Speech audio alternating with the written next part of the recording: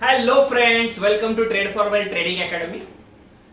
Actually बहुत जन ने मुझे रिक्वेस्ट किया था सर कि बेसिक ऑफ स्टॉक मार्केट का एक कुछ सीरीज बनाओ, क्योंकि वो इंडिकेटर जो आपने सब बताया वो थोड़ा एडवांस हो जाता है। बट बहुत सारे हमारे फैमिली मेंबर्स है कि जिनको बेसिक ऑफ स्टॉक मार्केट जानना है, स्टार्ट करना है। तो आज का जो है वो basic of stock market part 1 है, कि जिसमें हम लोग बहुत सारे साइकोलॉजिकल क्वेश्चंस कंसीडर करेंगे, जिसका मैं आंसर्स आपको दूंगा वन बाय वन। बहुत जन के इसमें एक फर्स्ट क्वेश्चन आता है मन में कि since I am from a Marathi background, कि मेरे घर पे अभी भी स्टॉक मार्केट अलाउ नहीं है। मेरे मॉम डैड को अभी भी पता नहीं कि I am doing a full time stock market, क्योंकि उनको लगता है कि स्टॉक मार्केट अभी भी रिस्की बिजनेस है। तो is it stock market risky होता है? उसका आंसर अगर आपको जानना है तो मैं आपको बोलूंगा हाँ, स्टॉक मार्केट रिस्की है। बट किन के लिए? जिनके पास नॉलेज नहीं है उनके लिए ये रिस्की है। बहुत बार ऐसे होता है कि लोग बहुत जगह से सुनते हैं, न्यूज चैनल में या न्यूज़पेपर में या किसी फ्रेंड से, या मोबाइल पे कुछ मैसेज आ जाता है, टेलीग्राम पे है, यूट्यूब पे है कि ब्ला ब्ला ब्ला फलाना कंपनी में इन्वेस्ट करो, पैसा डबल हो जाएगा। दैट इज अ रिस्क कि आपको पता नहीं होता है कि वो कंपनी क्या कर रही है, बिकॉज हर एक कंपनी के दो एनालिसिस होते हैं, एक फंडामेंटल एनालिसिस होता है, एक टेक्निकल एनालिसिस होता है। For your kind information, technical parameters मैंने बहुत सारे कवर किए हुए हैं। तो जो न्यू कमर्स है उनके लिए मैं एक ही बोलूंगा कि अगर आपको पता है बेसिक ऑफ थोड़ा सा टेक्निकल पैरामीटर्स, तो जो बड़ा रिस्क होता है कि वर्स्ट कंपनी में इन्वेस्ट करने का, तो उससे आप बच सकते हो। तो इज इट कि स्टॉक मार्केट में रिस्क से बचना है तो knowledge is one of the important की। तो आपके पास नॉलेज होना बहुत जरूरी। अगर आपके पास नॉलेज है तो आपका रिस्क फैक्टर बहुत ही कम हो जाएगा। ये आपने और एक भी सुना रहेगा कि in the stock market 95% failure होते हैं, इसके लिए स्टॉक मार्केट का नाम भी बदनाम है, एंड ओनली 5% सक्सेसफुल पर्सन होते हैं। तो आपको वो 5% लोग क्या सोचते हैं, उनका टेंडेंसी क्या है, उनमें क्या अलग बातें होती है कि जो 95 फेलियर है उससे वो अलग होता है। तो उसमें सिर्फ एक ही होता है कि उनके पास नॉलेज होता है कि कौन से कंपनी सिलेक्ट करना है, कौन से कंपनी में इन्वेस्ट करना है। वो सब अगर पैरामीटर्स आपको पता है कि तो पैरामीटर्स क्या होता है, कैसे सिलेक्ट करना, वो आगे आने वाले वीडियोस में हम लोग जरूर देखेंगे। अनदर क्वेश्चन लोगों के मन में आता है, सर मैं तो कॉमर्स बैकग्राउंड का नहीं हूं, I am from the arts background, I am from the science background. या कई के लोग ऐसे भी मिलते हैं कि सर मेरा एजुकेशन टेक्निकल फील्ड में हुआ, जस्ट 10 के बाद मैंने टेक्निकल किया। कई के ऐसे भी मिलते कि सर मेरा एजुकेशन भी नहीं हुआ, जस्ट 10 पास किया मैंने छोड़ दिया। ऐसे भी लोग मुझे मिलते हैं बहुत बार। तो उसका कुछ बैकग्राउंड है क्या? मैं तो बोलूंगा नहीं। अगर आप कॉमर्स बैकग्राउंड से हो तो थोड़ा फंडामेंटल समझने के लिए प्रोसेस में आपको हेल्प मिल सकता है, बट रैदर देन फंडामेंटल मैं बोलूंगा कि मार्केट में टेक्निकल बहुत ज्यादा चलता है, टेक्निकल पैरामीटर्स। ठीक है, तो आप कोई भी फील्ड के हो, अगर आपने प्रॉपर लर्निंग किया हुआ है, प्रॉपर बुक्स, अच्छे बुक्स अगर आपने पढ़े हुए हैं, तो आप कोई बैकग्राउंड के हो तो उसके वो बैकग्राउंड का कुछ मतलब नहीं होता। थर्ड एक चीज आता है कि सर मेरे पास कितने पैसे होने चाहिए, how much have to invest in stock market, मुझे अगर स्टार्ट करना है तो। In both the parameter, in the investment parameters also and for the trading parameters also. ये दो पार्ट होते हैं, एक इन्वेस्टमेंट एंड एक ट्रेडिंग। ये दोनों का मतलब मैं पहले समझाता हूं, फिर स्टार्ट करता हूं कि आपको कितने पैसों की जरूरत होती है। एक होता है इन्वेस्टमेंट, मतलब लॉन्ग टर्म इन्वेस्टमेंट होता है कि आप आज इन्वेस्ट करते हो 10 इयर्स, 20 इयर्स, 25 इयर्स, जैसे म्यूचुअल फंड और LIC के जो हमारे पॉलिसीज चलते हैं, वैसे उस टाइप का एक इन्वेस्टमेंट हम लोग करते हैं SIP के फॉर्म में। That is called as long term investment.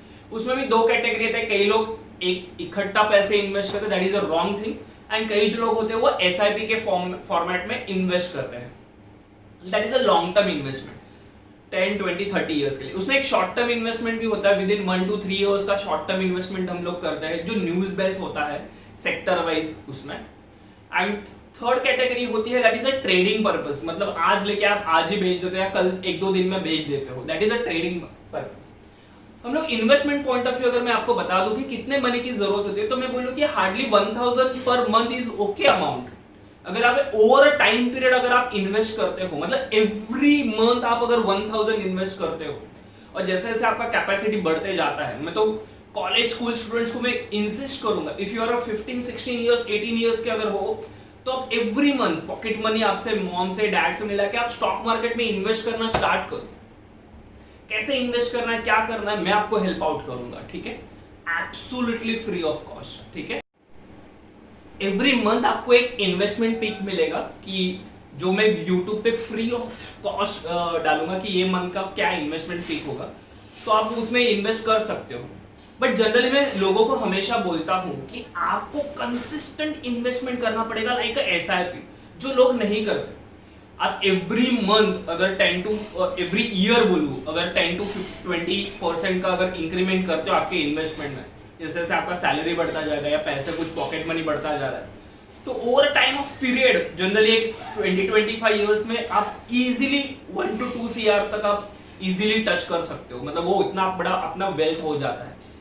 Rather than investing in mutual fund और इंश्योरेंस, ये बड़ा सोर्स है stock market as a investment करने के लिए। मैं वही बोलूंगा एज ए इन्वेस्टमेंट करने के लिए, बट एक proper knowledge at a proper time पे प्रॉफिट बुकिंग करना, ये सब आपको आना चाहिए।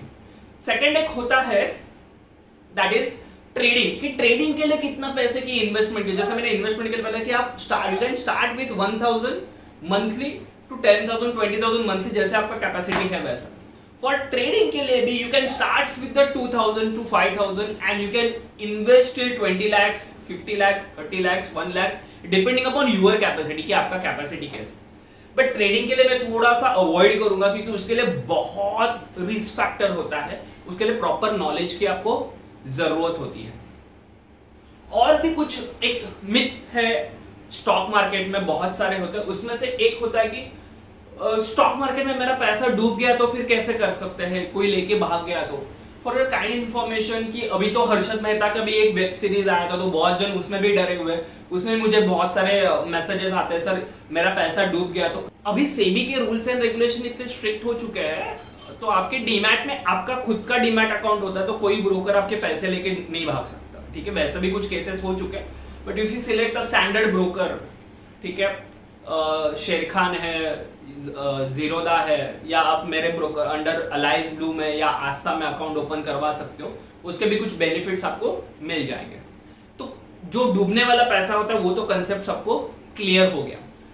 और एक क्वेश्चन मेरे इसमें हमेशा आता है, सर मुझे कितने साल लगेंगे ये सीखने के लिए, ये प्रोसेस पूरा सीखने के लिए।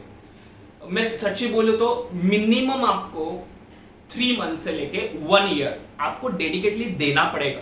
मैं ऐसे नहीं बोलूंगा कि एक लेक्चर में लूंगा और आप आज के आज स्टॉक मार्केट के एक्सपर्ट वो बन जाएंगे। ऐसे बहुत सारे ऐड आपको यूट्यूब में मिल जाएंगे, but that is not true. देखो, सिखाने के लिए स्टॉक मार्केट तो मैं एक दिन में भी सिखा सकता हूँ, क्योंकि मेरे एज अ टीचिंग मेरे ब्लड में एज अ DNA में घुसा हुआ है, but that is not the right thing. इसके लिए मेरे कोर्सेज भी होता है, वो संडे टू संडे ऑर्गेनाइज करता हूँ कि इस संडे जो मैंने सीखा हुआ है वो नेक्स्ट मंडे टू फ्राइडे आप एक्चुअली जाके अप्लाई करो, डेली 100+ चार्ट्स देखो जो मैंने सिखाया हुआ है, देन नेक्स्ट लेक्चर में आप नेक्स्ट संडे के लिए रेडी हो जाओ नेक्स्ट सेटअप सीखने के लिए, या जो भी कुछ डिफरेंट पैरामीटर्स होते हैं, बेसिक होता है, प्राइस एक्शंस होते हैं, ऑप्शंस डेटा होता है, अदर सेटअप्स होते हैं, ये पूरा साइकोलॉजिकल लेवल सीखने के लिए मिनिमम 3 मंथ्स लर्निंग प्रोसेस के लिए, जो एवरी वीक 1 लेक्चर्स में लेता हूं। और आप मेरे ही कोर्सेज ज्वाइन करना चाहिए, ऐसे कुछ नहीं, आप खुद से कहां पर भी ज्वाइन कीजिए, बट एक प्रॉपर ट्रेनर होना आपके लाइफ में बहुत जरूरी है।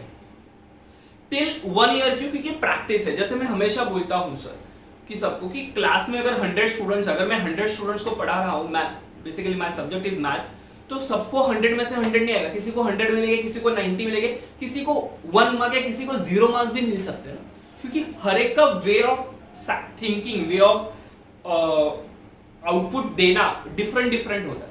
तो मैं सिखाने के बाद आप प्रैक्टिस कैसे करते हो, आपका देखने का, because this is a analysis ना, आपका सोचने का तरीका आपको बदलना पड़ता है। तो हर एक की सोच कैसे होगी वो मैं नहीं डिसाइड कर सकता, वो प्रैक्टिस के ऊपर होता है कि आप डेली कितना टाइम दे सकते हो। डेली ½ एन आवर 6 मंथ्स का प्रैक्टिस, आप इजीली मास्टर बन सकते हो, ट्रस्ट मी, ठीक है। मतलब जो मैंने मेरे लाइफ में 15-20 साल वेस्ट किए, ऑलमोस्ट 2004-5 से 2020 आ गया, 15 इयर्स मैंने वेस्ट किए।